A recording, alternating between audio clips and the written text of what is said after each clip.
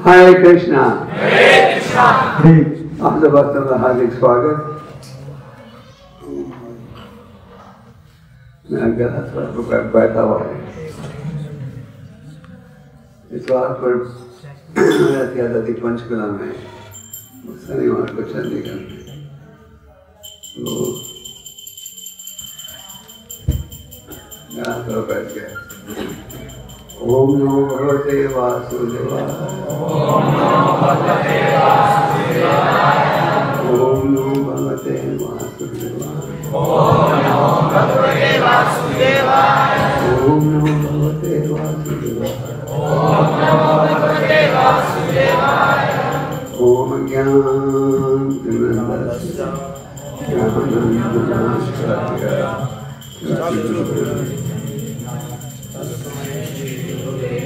श्री चैतन्य मनोरम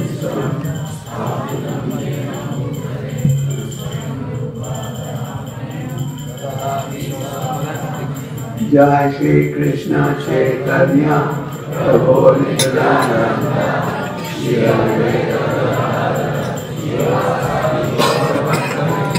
हरे कृष्णा कृष्णा कृष्णा हरे हरे, हरे राम राम राम हरे हरे।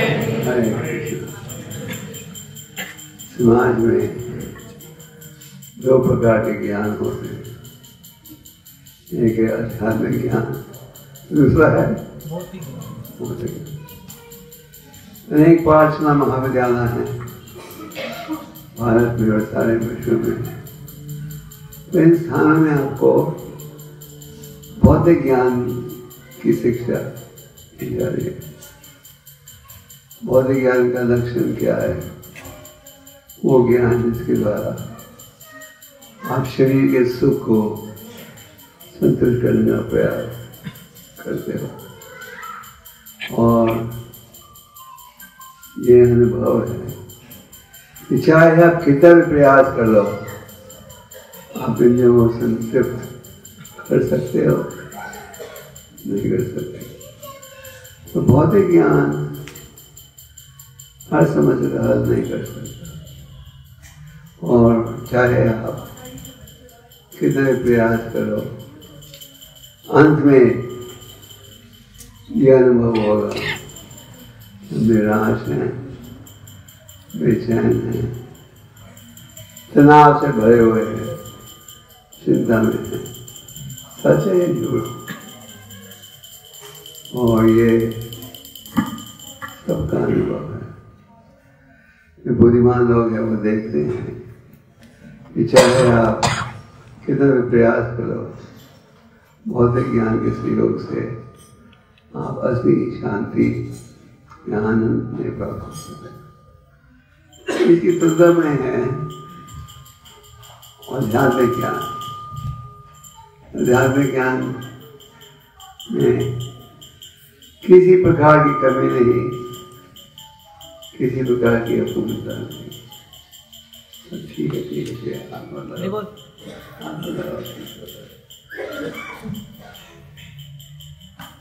आध्यात्मिक ज्ञान जो है उसमें कोई कमी नहीं रहती। साधारण ज्ञान के विषय में संतों ने कहा है कि इस भौतिक ज्ञान में कई कमियां हैं, जैसे कि हम कितना भी प्रयास करें तो कोई न कोई कमी रह जाती है। आध्यात्मिक ज्ञान प्राप्त होता है परम भगवान से, और ये ज्ञान का एक और नाम है सनातन धर्म। और ये जो ज्ञान है वो हमें असली सुख दे सकता है। आध्यात्मिक ज्ञान हमें ये शिक्षा देती है अब हो कौन, कहाँ से आ रहे हो, और अगर आप समाज में समझ सकते हो उसका एक कारण क्या है कि हम आध्यात्मिक ज्ञान में कम रुचि ले रहे हैं। हमारे गुरु महाराज श्रील प्रभुपाद कहते थे, अगर समाज में किसी चीज की कमी है तो किसकी कमी है? इस दिव्य ज्ञान की कमी है, और इस दिव्य ज्ञान कमी है, इसलिए हम समाज में देखते हैं तो क्लेश है, बढ़ते ही जा रहा है। तो आध्यात्मिक ज्ञान हमें कहाँ प्राप्त होता है? कौन बताएगा?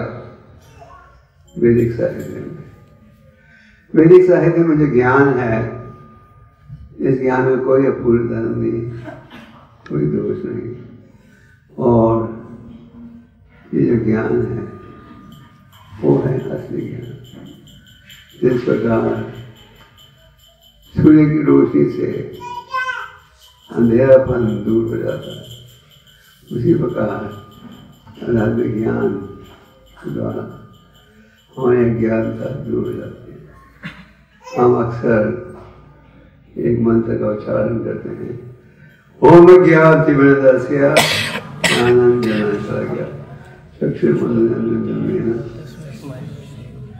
हमारा जन्म हुआ था अज्ञानता में, जहाँ कि हमें कुछ पता नहीं था जीवन का क्या लक्ष्य होना चाहिए।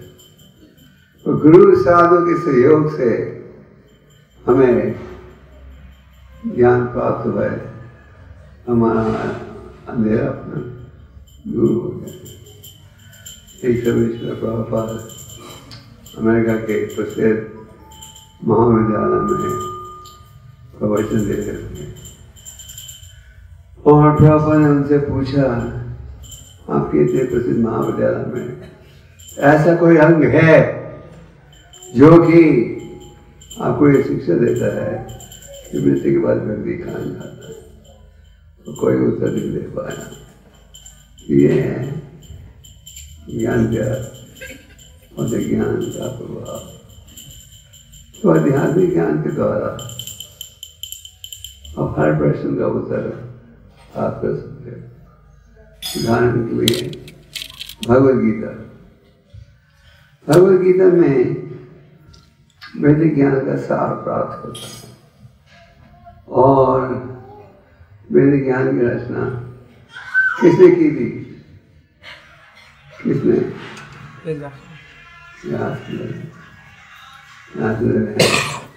भगवान ज्ञान होता है, और इस वैदिक ज्ञान में कोई कमी नहीं। ये जो वैदिक ज्ञान है पूरे समाज के सुधार के लिए, ये सनातन है। भगवान गीता में कहते हैं, हम बीजा पदा पिता, मैं हूँ सब योजन का पिता। और आध्यात्मिक ज्ञान द्वारा आप हर प्रश्न का उत्तर प्राप्त कर सकते हो। तो इस संस्था के द्वारा आध्यात्मिक ज्ञान का प्रचार हो रहा है। इस संस्था के द्वारा आध्यात्मिक ज्ञान का प्रचार भारत में नहीं, सारे विश्व में हो रहा है। और वैदिक साहित्य का सार हमें भगवद गीता में प्राप्त होता है। आप लोग जानते हो कि थोड़े ही दिनों में, हफ्तों में गीता जयंती आने वाली है, और एक रूप से गीता का संदेश सनातन है। भगवान चौथे अध्याय में गीता का इतिहास देते हैं और कहते हैं क्या? मैंने ज्ञान दिया था सबसे पहले किसे? सूर्य के देवता। वहां से ज्ञान पहुंचा मानव के पास, जिसके पश्चात महाराज और समय के साथ ये ज्ञान खो गया था। मैं फिर से ज्ञान से मैं दे रहा हूं। क्यों? उन्होंने क्यों ये ज्ञान दिया अर्जुन को? क्यों? क्योंकि तुम मेरे मित्र हो और भक्त हो, इसलिए तुम इस ज्ञान के दिव्य रहस्य को समझ पाओगे। तो इसके द्वारा हमें ये संदेश प्राप्त होता है कि अगर हमने इस ज्ञान को प्राप्त करना है तो प्राप्त करना चाहिए भक्त के माध्यम से। फिर इस ज्ञान के रहस्य को हम समझ पाएंगे। भगवद गीता का निर्णय क्या है? भक्ति योग। भक्ति अमाम अभिजानति भगवान कहते हैं अगर तुम मुझे समझना चाहते हो भक्ति योग ही मार्ग है। भक्ति के द्वारा श्रीमद् भागवतम का निर्णय भी यही है, ईश्वर भक्ति। व्यासदेव ने अनेक शास्त्रों की रचना की थी, उनके सार को प्रस्तुत किया था वेदांत सूत्र में। जब व्यासदेव को लग रहा था कि उनके कार्य में कुछ कमी रह गई, जब वो विचार कर रहे थे क्या है कमी, क्या कारण है, वह संतोष नहीं। वहां कौन पहुंच गए? नारद मुनि। उन्होंने कहा कि शुद्ध भक्ति का वर्णन तुमने नहीं किया। इसके पश्चात उन्होंने हमें बड़ा प्रसिद्ध ग्रंथ दिया जिसका नाम क्या है?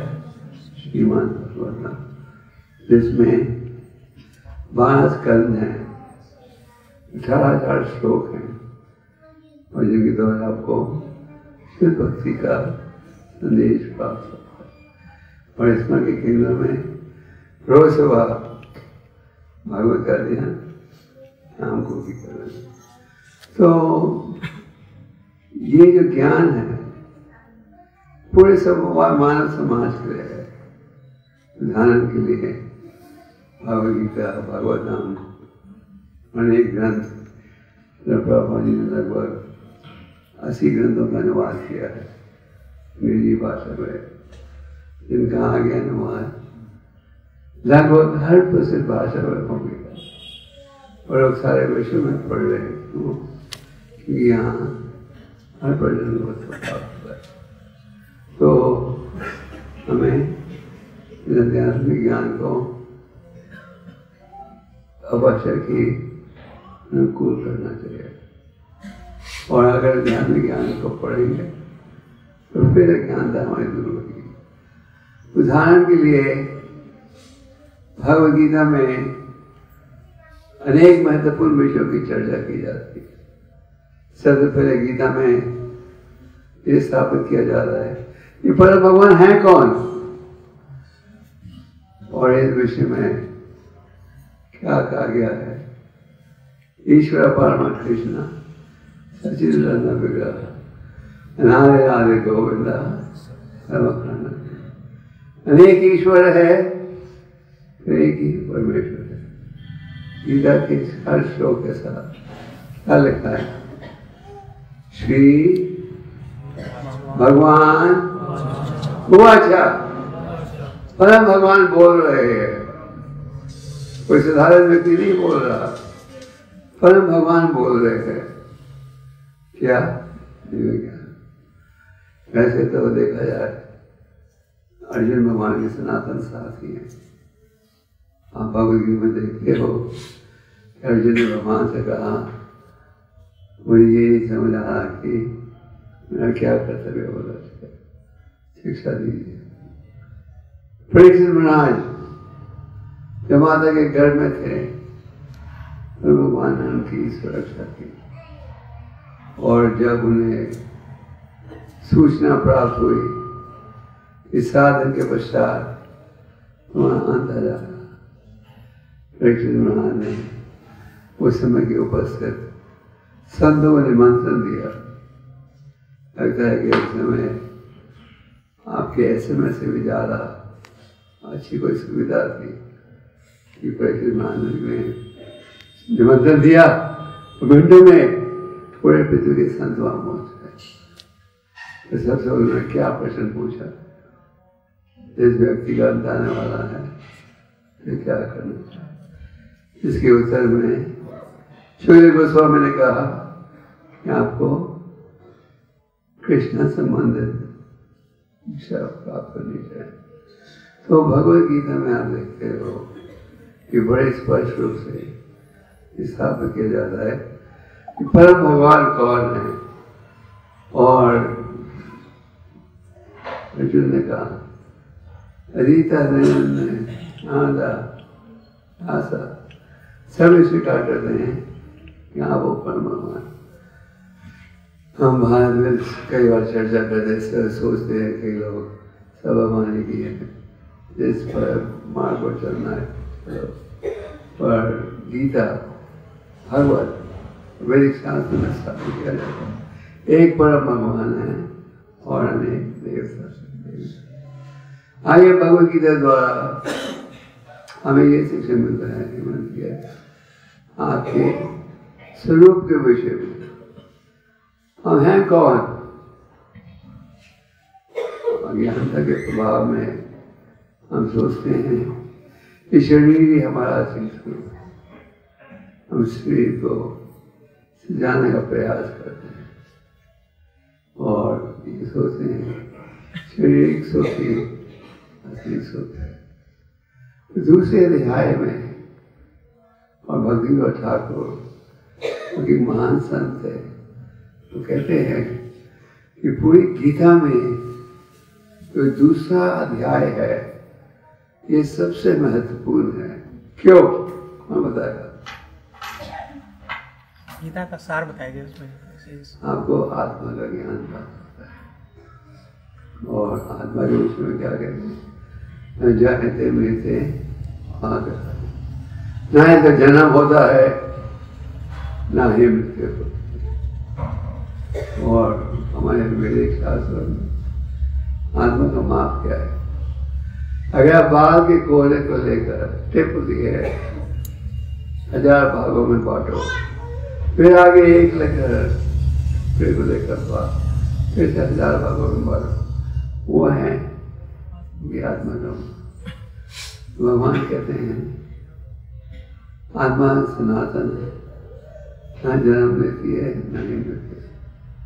हम मृत्यु किसे कहते हैं? उसे कहते हैं जब हम आत्मा एक देह को त्याग कर अगला देह स्वीकार करती है। और इस विषय में भगवान बड़ा सुंदर उदाहरण देते हैं, जैसे कि आप हमारे पुराने वस्त्रों को त्याग कर नए वस्त्र ग्रहण करते हैं, उसी प्रकार ही आत्मा एक देह को त्याग कर अगला देह स्वीकार करती है। तो ये ज्ञान बहुत महत्वपूर्ण है। और अगर हम दूसरे अध्याय को ठीक समझ जाए तो आध्यात्मिक मार्ग सारा सरल हो जाएगा। तो भगवद गीता में अनेक श्लोकों के द्वारा भगवान हमें ये शिक्षा दे रहे हैं कि शरीर आपका असली स्वरूप नहीं है। जैसे कि सागर में कई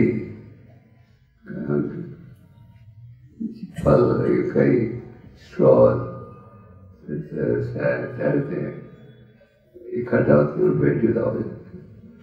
उसी प्रकार में भगवान कहते हैं हम सब 2 दिन के साथ हैं। और जो व्यक्ति ये समझ जाए वो ठीक दृष्टि से समझ पाएगा। तो दूसरे अध्याय का विषय है आत्मा का ज्ञान। और ये ज्ञान बाइबल में भी है।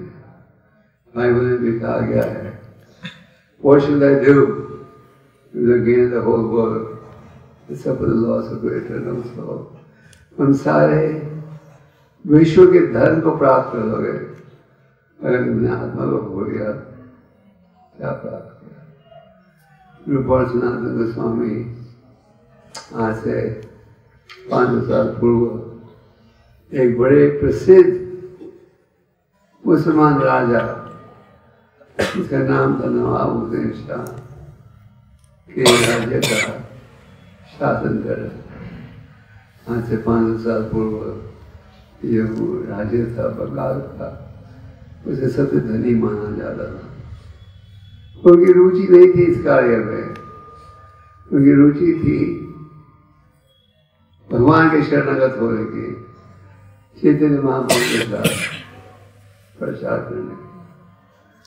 तो वो चैतन्य महाप्रभु को मिलने गए रामाखेरी में। रामाखेरी उन दिनों में बांग्लादेश में था। तो महाप्रभु रूपा गोस्वामी ने प्रणाम करके एक प्रश्न पूछा। उन्होंने कहा कि समाज में लोग हमें बड़ा ज्ञानी मानते हैं, तो ये भी हम जानते हैं तुम हैं कौन, क्या हमें आप हमें शिक्षा दीजिए, तुम हैं कौन। तो ये ज्ञान बहुत ही महत्वपूर्ण है और ये ज्ञान प्राप्त हो सकता है अगर आप संतों की संगत का लाभ उठाएं। साधु संग सर्वशास्त्र काया, राम माता साधु संग सर्वसिद्धि आया। वैदिक साधु संघ का बड़ा गहरा प्रभाव है। भगवतम के तीसरे स्कंद में आप कबीर देव और देवहूति का वर्ताव पढ़ते हो। कबीर देव कौन थे, कौन जानता है? कौन जानता है? भगवान के अवतार। और देवहूति उनकी माता। माता को पता था कि मेरा बेटा जो है भगवान का अवतार है। और माता ने पूछा, ये बताओ कैसे ये भौतिक संघर्ष से छुटकारा प्राप्त हो सकता है। बेटे ने कहा साधु संगत। तो चैतन्य महाप्रभु ने भी इस विषय पर बल दिया और साधु संघ का बड़ा गहरा प्रभाव पड़ता है।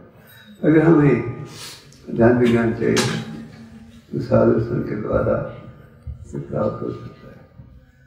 भगवद गीता का एक और विषय है समय के मान।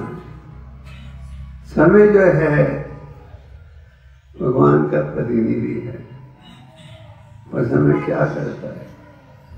हर चीज को क्या करता है? नष्ट कर देता है। आज आपका शरीर बहुत खूबसूरत है, युवक हो, मिस इंडिया हो, कल भी खूबसूरत रहेगा, नहीं रहेगा। समय के साथ हर चीज नष्ट हो जाती है। आज आप पहलवान हो, समय के साथ कमजोर बन जाओगे। आज आपकी नेत्र ठीक है, समय के साथ कमजोर हो जाती है। आज अपने सुनने की पूरी योग्यता है, समय के साथ कमजोर हो जाती है। आज आपके पैरों में बल है, समय के साथ ये पैर कमजोर हो जाएंगे। तो समय जो है भगवान का प्रतिनिधि है और हर चीज को नष्ट कर देता है। भगवान कहते हैं time I am destroyer all. तो समय का हमें बड़े ध्यान से उपयोग करना चाहिए। समय का उपयोग करना चाहिए भगवान की सेवा में। चाणक्य पंडित प्रधानमंत्री थे, रहते थे कुटिया में। राजा ने उन्हें कहा ऐसे मैं महल बना देता हूँ, पर चाणक्य पंडित का मैं कुटिया में ही सोती हूँ। तो चाणक्य पंडित का जो उपदेश है उसे वैदिक साहित्य के उपदेश के समान आदर दिया जाता है। उन्होंने कहा कृष्ण एक कपी न तब ऐसा न खोदी हुई। एक पल का भी अगर आप दुरुपयोग करोगे सारे विश्व के धन से उस समय को वापस नहीं ला सकते। तो हमको समय का उपयोग ठीक रूप से करना चाहिए और समय का उपयोग करना चाहिए भगवान की सेवा में। अर्थात तो ब्रह्म जिज्ञासा अभी एक मनुष्य प्राप्त हुआ है, इसके द्वारा ये जिज्ञासा करो। उस समय ये है भगवद गीता का गौर विषय। आगे गीता के द्वारा प्रकृति का भी हमें ज्ञान मिलता है। प्रकृति द्वारा हमें अनेक सुविधाएं प्राप्त होती है। ऐसे प्रकृति भगवान के आदेश के अधीन है, भगवान से स्वतंत्र नहीं। जैसे भगवान के दिन भगवद गीता के 3रे अध्याय में अन्न की प्राप्ति होती है वर्षा के कारण। वर्षा की प्राप्ति होती है जब तो क्या करोगे? यज्ञ करोगे। यहाँ अनंत नियमों का पालन करो। आज आप पूरे विश्व में देख रहे हो जो क्लेश है, आवश्यकता है, दिन पे दिन कठिनाई से प्राप्त होनी। आज आप क्या देखते हो? अभी तो आपके ठंडा मौसम है, तो ये 2008 का इतिहास में 4था फोर्थ बिगेस्ट गर्म साल था। आप ग्लोबल वार्मिंग के बारे में सोचते हो गए तो ग्लोबल वार्मिंग वगैरह क्यों हो रहा? क्योंकि हम प्रकृति का विरोध करते हैं। हमें रहने के लिए हर प्रकार की सुविधा दी चाहिए, घूमने के लिए हर प्रकार की सुविधा, और प्रकृति इतना बोझा उठा नहीं सकती। तो यज्ञ करोगे तो प्रकृति साथ देगी। भगवान गीता के 18वें अध्याय में कहते हैं 3 चीजों को कभी त्यागना नहीं चाहिए। क्या है वो? कौन बताएगा? यज्ञ, यज्ञ, दान, तपस्या। जो आत्मज्ञानी हैं उन्हें भी त्यागना नहीं। यज्ञ का अर्थ है भगवत प्राप्ति का साधन। जिस प्रकार अलग अलग बीमारी का अलग अलग इलाज है, ये नहीं कि सभी बीमारियों का एक इलाज है, उसी प्रकार अलग अलग युग में अलग अलग उपाय हैं। जैसे कि सतयुग में लोगों की अवधि होती थी 1,00,000 साल। आज के आधुनिक युग के विज्ञानी इसे विश्वास नहीं करेंगे। 1,00,000 साल इम्पॉसिबल, ये है और भगवत प्राप्ति का साधन क्या था? क्या था सतयुग में? भगवान का चिंतन। 60,000 साल तक लोग बैठकर भगवान का चिंतन करते थे। आज तो आप 1 मिनट भी नहीं कर सकते। फिर आया त्रेता युग, जिसमें लोगों की अवधि 10 गुना कम हो गई, 10,000 साल। और भगवत प्राप्ति का साधन क्या था? बड़े बड़े यज्ञ, जिसमें आपको शुद्ध ब्राह्मण की आवश्यकता थी, शुद्ध वस्तु दूध का। फिर आया द्वापर युग, जिसमें अवधि और 10 गुना कम हो गई, 1,000 साल। भगवत प्राप्ति का साधन क्या था? वहां की आश्चर्य की उपासना। तो यह है कलियुग, जिसमें आध्यात्मिकता में लोगों की ज्यादा रुचि नहीं है। इस कलियुग में क्या है? यज्ञ का साधन, नाम का वचन। चैतन्य महाप्रभु की भविष्यवाणी थी, पृथ्वी नगरा सर्वदा प्रचार। विश्व के हर नगर, हर गांव में एक दिन ये हरिनाम का प्रचार होता। हमारे गुरु महाराज अपने गुरु महाराज भक्ति सिद्धांत जी से 1922 में मिले थे। हमारे आचार्यों को पूरा विश्वास था कि जो चैतन्य महाप्रभु जी की भविष्यवाणी है कि हरिनाम हर कोने में पहुंचेगा, ये सत्य निकलेगी। और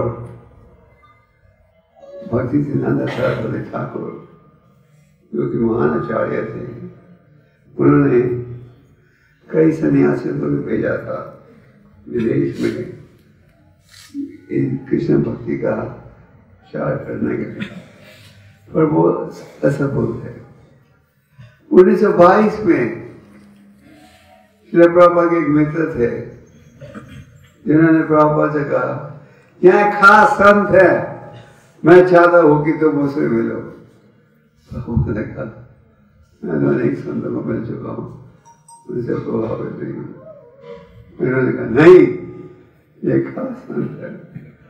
और पहली मुलाकात में ही भक्ति सिद्धांत जी समझ गए, ये है वो युवक जो कि महाप्रभु के संदेश को पूरा करे।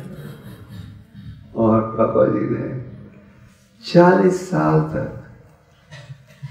बड़ा गहरा संघर्ष किया और अंत में वो विदेश जा पाए। जब विदेश जाने की यात्रा योजना करे, लोगों ने कहा, आप इस उम्र में कहाँ जाओगे? भगवान को पूरा विश्वास था कि ये भगवान की भविष्यवाणी है, वो सत्य नहीं। तो ये है ये प्रसारण, ये हरिनाम का उद्धार। जो संत है उनकी यही चिंता रहती है कैसे हो इस समाज का उद्धार। जैसे कि 5 साल पूर्व नैमिषारण्य में एक सभा चल रही थी जिसमें हजारों संत उपस्थित थे। उनका विषय क्या था कि भविष्य में कलियुग में लोगों का उद्धार कैसे होगा। ये जो संत थे उनके पास आध्यात्मिक शक्ति थी जिसके द्वारा वो देख सकते थे क्या लक्षण होंगे। और उन्होंने कहा लक्षण ये होगा, लोग आध्यात्मिक दृष्टि से आलसी हो गए, झगड़ेलू हो गए। और इस वातावरण में महाप्रभु ने क्या शिक्षा दी? भगवान के नामों का उच्चारण, हरिनाम हरिनाम हरिनाम एवं केवलम लोग सेवन सेवा, हरि के नाम हरि के नाम हरि के नाम। कई बार भौतिकवादी विश्वास नहीं कर पाते कि कैसे हम एक ही नाम का उच्चारण दिन रात कर सकते हैं, और सत्य नहीं, क्योंकि भगवान के नाम अभिन्न है। भगवान के नामों में पूरी शक्ति डाली है। इन नामों में इतनी शक्ति है कि अगर कोई अज्ञानता से भी इनका उच्चारण करेगा तो उसे लाभ मिलेगा। इतनी शक्ति है इन नामों में। तो एक महान संत थे ठाकुर हरिदास, नाम सुना उनका? ठाकुर हरिदास दिन में 3 लाख बार ये हरिनाम का जाप करते थे। जन्म हुआ था मुसलमान स्कूल में, उन्होंने हरिनाम का स्वीकार किया। उस समय मुसलमानों का शासन और एक काजी था, राजा का प्रतिनिधि। काजी ने कई बार हरिदास से कहा, तुम्हारा जन्म मुसलमान खानदान में, तुम हरिनाम क्यों ले रहे हो? हरिदास ने कहा, भगवान के तो नाम एक ही भगवान है। इस हरिदास को बड़ी गंभीर सजा दी गई। उन दिनों में समाज का सजा का साधन क्या था? खींच कर ले जाते थे, शरीर को लोग पीटते थे। 22 बाजारों तक इन्हें घसीट कर ले गए, पीटते गए। महिलाओं को बिल्कुल चोट नहीं लगी, बिल्कुल नहीं चोट लगी। भगवान उनकी पूरी सुरक्षा की। भगवान के नामों का उच्चारण हम दिन रात कर सकते हैं, सबकी नहीं। आपको शायद पता होगा कि प्रभुपाद जी भारत में आए थे पहली बार अपने विदेशी शिष्यों के साथ, तो भारत में लोग आश्चर्य हो गए थे ये देखकर कि पहली बार था इतिहास में कि विदेशी लोग साड़ी, धोती, कुर्ता, तिलक लगा रहे थे। एक फिल्मी कलाकार था जिसने फिल्म बनाई, फिल्म का नाम क्या था? हरे रामा हरे कृष्ण। आपको याद हो। और सुना क्या है फिल्म में, अच्छी चीज ये थी कि पूरी फिल्म में हरे कृष्ण मंत्र का धुन हम सुनते थे। गलत ये था कि उन्होंने बताया लोग भंग लेते हैं, फिर इसके नशे में आकर हरे कृष्ण मंत्र हम प्रभुपाद जी के पास गए और प्रभुपाद जी से कहा कि भक्तों ने, ये 1972 की बात है, कि इस फिल्म के द्वारा लोगों को गलत प्रभाव आएगा। नहीं, चिंता मत करो, यहाँ वो लोग सुनेंगे, उसका लाभ उठाएंगे। तो कई साल पहले अमेरिका में हमने एक भक्त को दीक्षा दी थी। मैंने उनसे पूछा आप भक्त कैसे बने? तो उसने कहा मैं जब छोटा था तो एक फिल्म बनी थी हरे राम हरे कृष्ण, उसमें मेरा परिचय हुआ इस धुन के साथ। मैं दिन रात इस धुन को सुनते जाता था, सुनते रहता था, तो बड़े होकर भक्त बन गया। तो भगवान के नामों में इतनी शक्ति है, ज्ञान से अज्ञान से जो भी ले इसका केवल लाभ भी होगा। तो इसलिए कहा गया है कली काले नामा रूपा कृष्ण होता। कलियुग में कौन भगवान अवतारित होते हैं, इस माध्यम से ये नाम होता। ठाकुर भक्तिविनोद जैसे हमने कहा महान संत है, उन्होंने लगभग 100 ग्रंथों की रचना की। एक प्रार्थना में वो कहते हैं गे था कवानी था को सदा हरि बोले करो, चाहे आप किसी भी आश्रम में हो, यह सवाल क्या करो, नाम का उच्चारण करो। सुख में और दुख में दोनों परिस्थिति में क्या करो, नाम का उच्चारण करो। तो ये है उपाय। कई बार लोग पूछते हैं अगर हम हरि नाम का उच्चारण करेंगे उसमें क्या लाभ होगा? कौन बताएगा क्या लाभ है?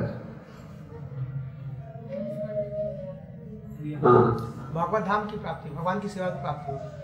छेद दर्पण मार्जनम, चैतन्य महाप्रभु ने हमें 8 श्लोक दिए जिन्हें हम शिक्षार्थ के नाम से जानते हैं। और उन 8 श्लोकों में पूरे वैदिक साहित्य का सार प्राप्त है। आप में देखो यहाँ श्लोक को क्या कहते हैं? शिक्षार्थ। तो शिक्षार्थ के पहले श्लोक में महाप्रभु कहते हैं चेत धर्म मार्जना, हमारा हृदय जो है भरा हुआ है मैल के साथ, काम क्रोध लोभ मोह मद मत्सर्य, इनके प्रभाव के कारण हम आध्यात्मिकता में बिल्कुल रुचि नहीं लेते। जैसे कि आपकी आंखों में कैटरेक्ट हो, आपको ठीक दिखता है? दिखता है? नहीं दिखता।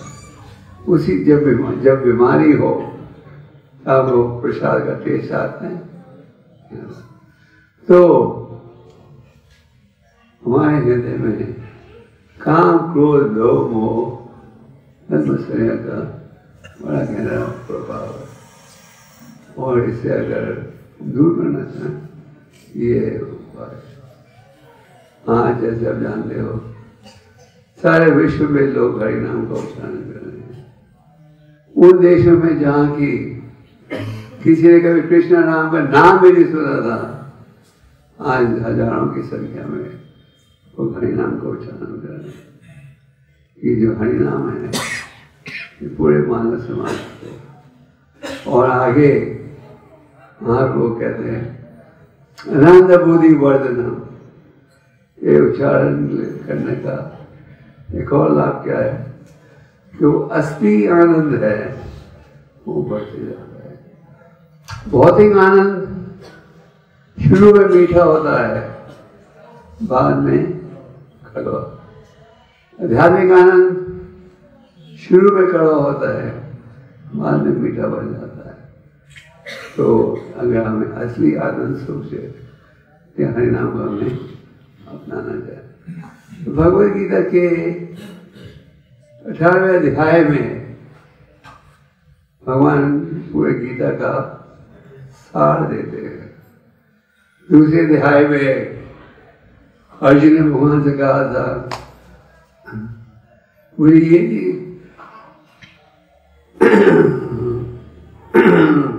ये नहीं समझ आ रहा क्या कर्तव्य है, क्या करना चाहिए, आप शिक्षा दीजिए। जिसके पश्चात भगवान ने शिक्षा देना आरंभ किया। और 18वें अध्याय में भगवान ने क्या पूछा, क्या तुम्हारी अज्ञानता अब दूर हो गई है? अर्जुन ने कहा हाँ। और भगवान ने कहा अब जैसे तुम्हें ठीक लगे करो। तो हम सब जन्म लेते हैं अज्ञानता में। तो साधु ग्रंथों के सहयोग से आध्यात्मिक ज्ञान प्राप्त होता है, जिसके द्वारा अज्ञानता दूर हो जाती है। इसलिए साधुओं की संगत, शास्त्रों का अध्ययन। गीता के 18वें अध्याय में भगवान ये भी कहते हैं, सब भक्तों में सबसे प्रिय कौन है? कौन है? जो मेरे ज्ञान का प्रचार करता, उससे ज्यादा प्रिय कोई हुआ है ना होगा। तो इसलिए आपने देखा होगा इसको संस्था में प्रचार के कार्य पर बल दिया जाता है। और बल क्यों दिया जाता है? ये भगवान का आदेश है। पर भगवान गीता में भी कहते हैं और भगवत में प्रचार की सेवा पर बल देते हैं। चैतन्य महाप्रभु ने भी क्या कहा, जारे देखो आगे क्या आगे कृष्ण में, जिससे भी तो मिलो कृष्ण का संदेश दो। तो कृष्ण का संदेश है इन ग्रंथों में। हर साल हमारे भक्त प्रयास करते हैं इन ग्रंथों को क्या करने के लिए, ये है अब अपने ग्रंथ बांटे थे पिछले साल। तो ये ग्रंथों की सेवा जो है, विष्णु की सेवा बहुत ही महत्वपूर्ण है। इन ग्रंथों में है दिव्य ज्ञान, और इस ज्ञान के सहयोग से हम जीवन के लक्ष्य को प्राप्त कर सकते हैं। अगर आज आप देखते हो लाखों भक्त हैं सारे विश्व में, उसके एक कारण है इन ग्रंथों का प्रभाव। बाबा जी ने कहा कि जब व्यक्ति एक श्लोक को भी ध्यान से पढ़ेगा तो अपने जीवन को सुधार सकता है। तो हमें इस ज्ञान में रुचि लेनी चाहिए, इस ज्ञान का अध्ययन करना चाहिए, संत के सहयोग से इस ज्ञान को समझना चाहिए और प्रयास करना चाहिए क्या, प्रचार के माध्यम से इन ग्रंथों को पढ़ने के। बाबा जी ने बड़े परिश्रम के साथ इन ग्रंथों का अनुवाद किया। रोज रात के 10-11 बजे उठते थे और सारी रात इन ग्रंथों का अनुवाद करते थे। केवल एक ही भाव के साथ एक ग्रंथ में भगवान की वाणी, श्री भगवान वचन, भगवान की वाणी में कोई कमी नहीं, कोई दोष नहीं। और इस शिक्षा के द्वारा ही आप असली सुख शांति प्राप्त कर सकते हो। तो हर साल हमारे भक्त ग्रंथ को बांटते हैं, जिसे क्या कहते हैं, मैराथन। आप लोग यहाँ भी मैराथन करते हो, दिव्य पुरुष या मैराथन होता है।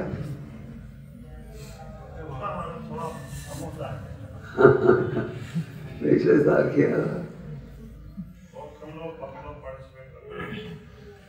आज में से कितने भक्तों के पास भगवद गीता यंत्र रूप की कॉपी है? लगभग सब देता है। अगला प्रश्न, हमें कितने भक्त हो जो गीता को रोज पढ़ते हो? अगर आपको कम से कम एक श्लोक तात्पर्य के साथ हम सबको पढ़ना चाहिए। जहां पढ़ सको तो अच्छा है, और एक श्लोक तात्पर्य के साथ हमें जरूर पढ़ना चाहिए। इसका क्या लाभ होगा? आपको आध्यात्मिक ज्ञान प्राप्त होगा, जिसके सहयोग से आप असली शांति अनुभव कर पाओगे। सारे विश्व में मैं अनेक भक्तों को मिला हूं, क्योंकि रोज नियमित रूप से एक श्लोक तात्पर्य के साथ पढ़ते हैं, और इसके द्वारा सदा संतुष्ट रहते हैं, क्रोध लोभ से बचते हैं, क्योंकि भगवान की वाणी हमें असली सुख दे सकती है। तो आज जैसे हम कह रहे थे, आध्यात्मिक ज्ञान की कमी है, और इस आध्यात्मिक ज्ञान को देने के लिए इस संस्था के भक्त भारत में ही नहीं, सारे विश्व में, इस समय विदेशों में इतनी ठंड है, कई देशों में आप अंदाजा नहीं लगा सकते। उस वाटर में भी हमारे भक्त घर घर जाते हैं क्या प्रचार करने के लिए। तो आप सब गीता को पढ़िए। जब हमने पूछा कि किस के पास गीता है, सबने हाथ उठाया। जब हमने पूछा कितने लोग रोज पढ़ते हैं, बहुत कम ने हाथ उठाया। आप अगर किसी मुसलमान से पूछो कुरान पढ़ते हो रोज, आपको 80-90% लोग कहेंगे हम रोज पढ़ते हैं। बाइबल सब क्रिश्चियन पढ़ते हैं।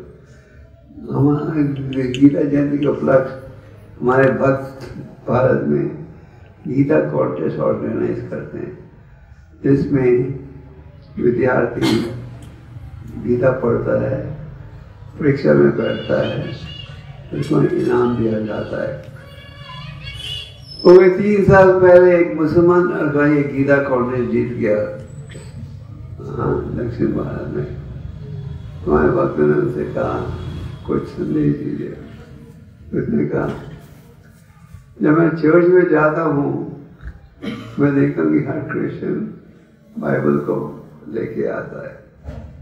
जब मैं मस्जिद में जाता हूँ, देखता हूँ सब मुस्लिम के हाथ में कुरान है, और हिंदू लोग जब मंदिर जाते हैं खाली आ जाते हैं।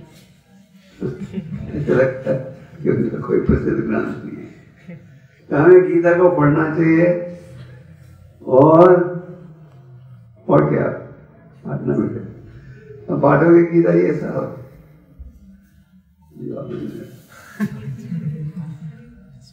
भगवान कहते हैं सब भक्तों में सबसे प्रिय कौन है? आप सब गीता पढ़िए।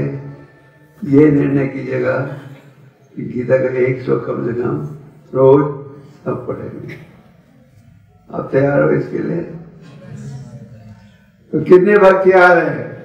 ये जिम्मेदारी के लिए गीता का एक श्लोक का रोज पढ़ेंगे। और आप देखोगे एक श्लोक तात्पर्य के साथ पढ़ोगे, ज्यादा भी पढ़ सकते हो, पर कम से कम एक श्लोक गीता के पहले अध्याय से शुरू करो। आप देखोगे कैसा असली शांति को प्राप्त कर सकते। आप सब यहाँ भारी हैं कि आप आध्यात्मिकता में रुचि ले रहे हो। ये है कि और गंभीरता से रुचि लीजिएगा, वहाँ मतलब जाप कीजिए।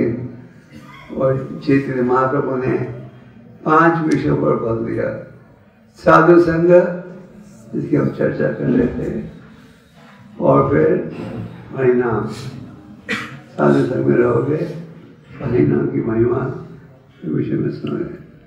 गीता भागवत का अध्ययन और धामवासी और आखिर भगवान के आचार्य विग्रह की उपासना, श्रद्धा।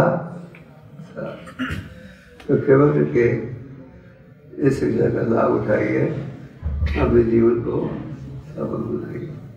हरे कृष्ण।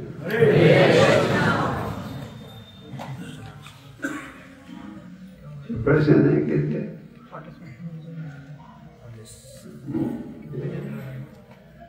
देर हो रही है।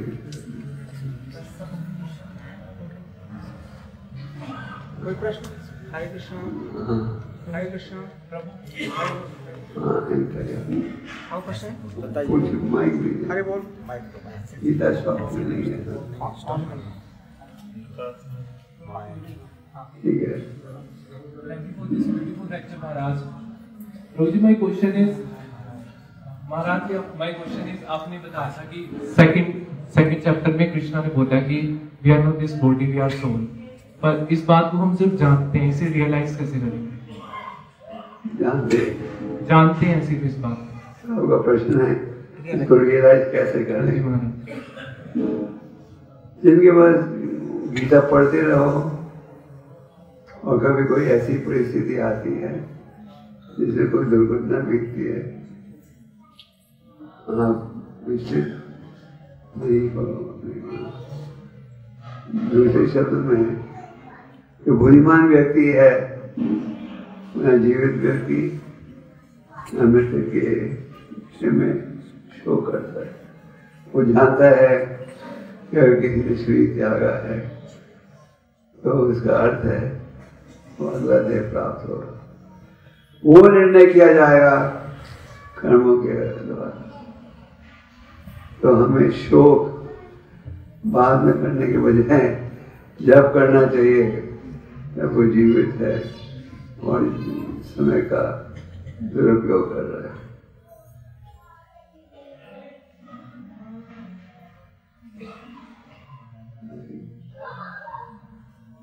हरे कृष्णा हरे कृष्णा हरे कृष्णा कृष्णा कृष्णा कृष्णा कृष्णा हरे हरे हरे हरे हरे राम हरे राम राम राम। अभी कितने भक्त जो 16-12 रोज करते हो?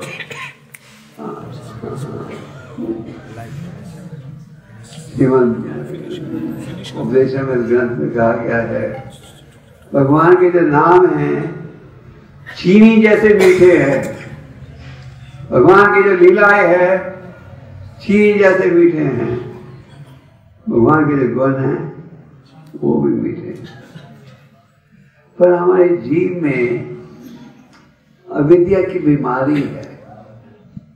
जैसे आपके जीव में कभी कभी छाले पड़ जाते हैं तो कितना भी अच्छा भोजन है प्रसाद कोई दे केस नहीं आएगा तो रूपों को सभी कहते हैं वो हमारे जीव में अविद्या का प्रभाव है। इस कारण हमें मीठापन महसूस नहीं होता। तो आप कहोगे ये हमारा रोग है, बीमारी है, हमें हरिनाम का टेस्ट नहीं आ रहा, कोई उपाय है? उपाय क्या है? उपाय हरिनाम करते रहो। तो भगवान रूपा गोस्वामी कहते हैं तो अगर आप नियमित रूप से हरिनाम का उच्चारण करोगे तो जो बीमारी है वो दूर हो जाएगी और फिर से मीठापन महसूस कर सकोगे। तो ये है उपाय। हरिनाम को नियमित रूप से इसका जाप कीजिए, नम्रता का भाव रखिए और ये उपदेश घर घर जाकर सबको पहुँचाओ। इसलिए महाप्रभु ने कहा घर घर जाकर लोगों को कहो कृष्ण तुम्हारा असली धन है, बोलो कृष्ण बाजो कृष्ण, बोलो कृष्ण सच्चा। कृष्ण का नाम लो, कृष्ण की शिक्षा को अपनाओ, कृष्ण की उपासना करो। आप भक्तों को बहुत बहुत शुक्रिया, काफी देर हो गया। हरे कृष्ण।